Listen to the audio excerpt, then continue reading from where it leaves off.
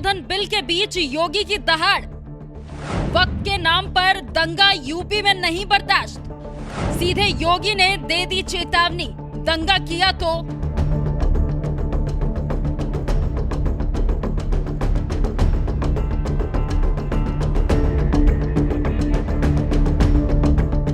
नागरिकता संशोधन कानून यानी कि सीएए विरोध के नाम पर कैसे पूरे देश में हिंसा और तांडव का नंगा नाच किया गया था, पूरा देश जानता है। कहीं थाने फूंक दिए गए तो कहीं बसें फूंक दी गई थी, तो वहीं कहीं विरोध प्रदर्शन के नाम पर महीनों तक सड़क घेर लिया गया था, जिसके खिलाफ उत्तर प्रदेश की योगी सरकार ने तगड़ा एक्शन भी लिया था और चौराहों पर दंगाइयों के पोस्टर लगाने के साथ ही उनसे नुकसान की भरपाई भी करवाई थी, जिसने पूरे देश में एक नजीर पेश की। और अब जब मोदी सरकार संसद में वक्फ बिल लेकर आई है, तो एक बार फिर वक्फ संशोधन बिल के विरोध के नाम पर यूपी में कोई बवाल ना हो, इससे पहले ही सीएम योगी ने ऐसी चेतावनी दे दी है जिसे सुनकर दंगाइयों के दिल में खौफ भर जाएगा।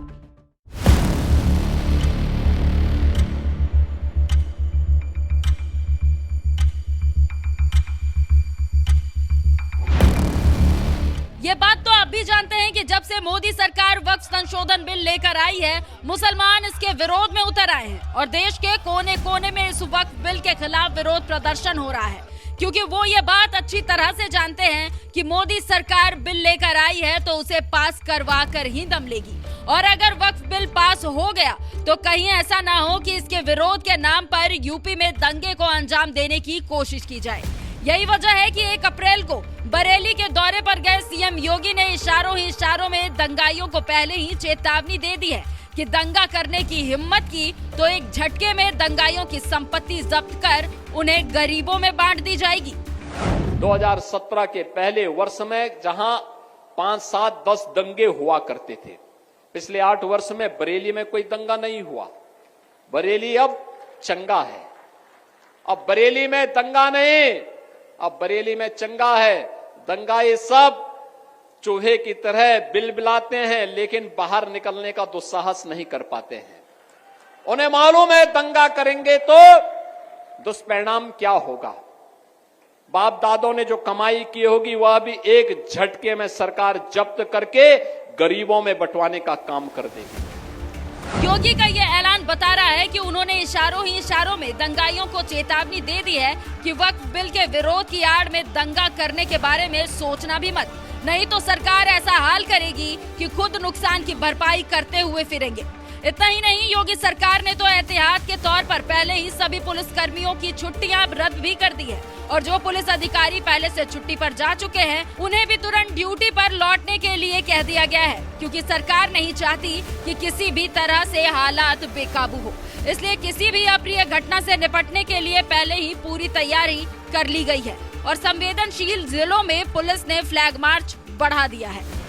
आज संवेदनशीलता को देखते हुए कानून व्यवस्था की स्थिति को समान बनाए रखने के लिए मेरे और जिलाधिकारी द्वारा जॉइंट रूप से यहाँ थाना कोतवाली के काला पार्क क्षेत्र में एक लंबा फ्लैग मार्च किया गया है। इसके अलावा आज थाना बुढ़ाना अंतर्गत भी हम एक मॉक एंटी राइट ड्रिल कराएंगे। इससे हम अपनी फोर्स की रेडीनेस को चेक करेंगे और अभी तक हमने सोशल मीडिया मॉनिटरिंग और अन्य सर्विलांस के मेथड्स से चारों तरफ इंटेलिजेंस गैदरिंग की है। सारी स्थिति अभी सामान्य है।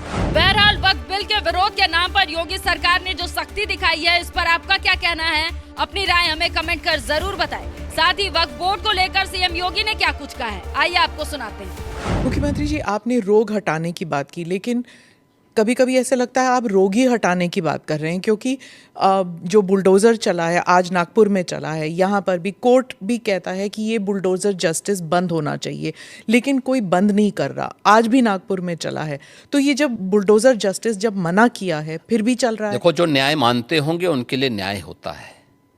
जो स्वयं न्याय को, कानून को अपने हाथों में लेते हैं, तो बहुत बार कानून के दायरे में रह करके उनको सबक भी सिखाया जाता है। जो जैसे समझेगा उसको उसी भाषा में समझाना चाहिए। आप मुझे बताइए, कोई हिंसक बनकर के प्रहार करने के लिए आ जाए हमारे सामने और हम उसके सामने गिड़गिड़ाएं, ये नहीं। अगर वो हिंसक बन के आया तो उसको पहले उसकी हिंसा का प्रतिकार तो वहाँ पे करना पड़ेगा ना।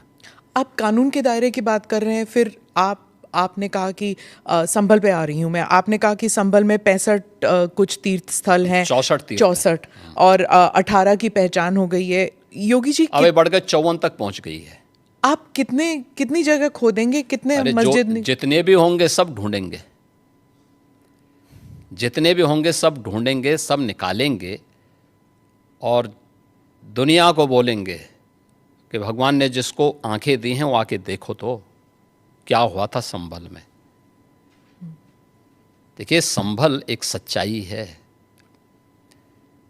और मैं इसलिए नहीं कह रहा हूं भाई आपको उपासना विधि की पूरी छूट है, कहीं भी आप बनाइए, लेकिन आप तो इस्लाम के मुद्दों से ही भटक करके काम किए हैं। पर ये तो बन चुके हैं, अब ये बन नहीं चुके हैं। इस्लाम कहता है कि किसी भी हिंदू मंदिर या किसी हिंदू घर को तोड़ करके आपके द्वारा बनाई गई कोई भी इबादत गृह ये खुदा को स्वीकार्य नहीं है।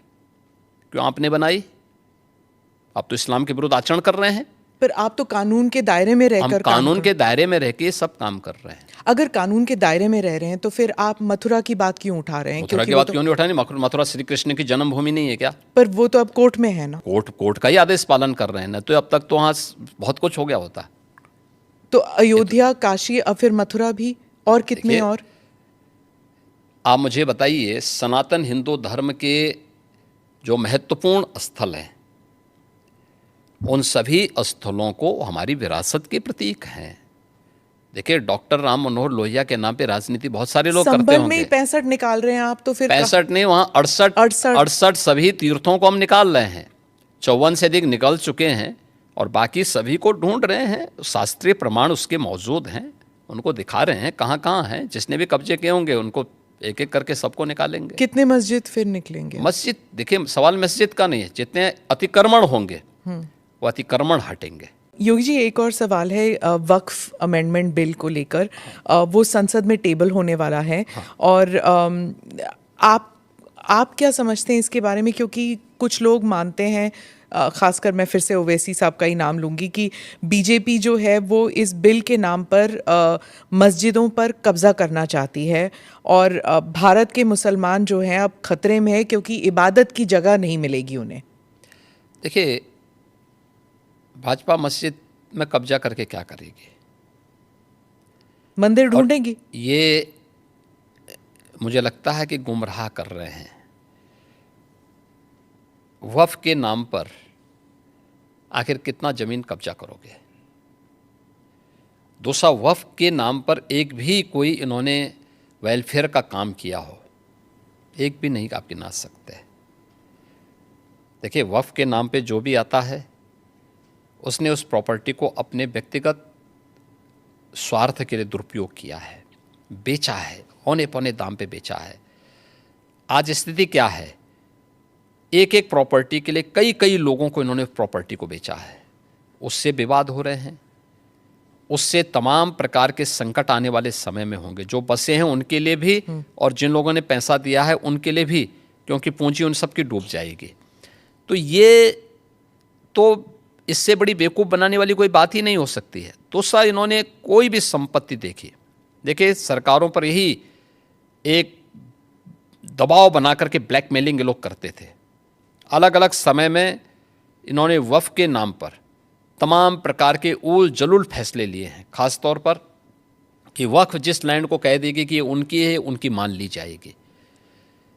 हम बहुचक हैं जी, ये कौन सा आदेश है? आपको एक पावर किसने दे दी है कि आप किसी भी प्रॉपर्टी को कब्जा कर लेंगे, आप किसी भी स्थल को कब्जा कर लेंगे, किसी भी सार्वजनिक भूमि पे कब्जा कर लेंगे? तो ये नहीं हो सकता है। ये वक्फ संशोधन अधिनियम जेपीसी ने जो अपनी सिफारिश की है, ये आज की आवश्यकता है और इसको समयबद्ध तरीके से आगे बढ़ना चाहिए। और मुझे लगता है देश के हित में भी होगा, मुसलमानों के हित में भी होगा।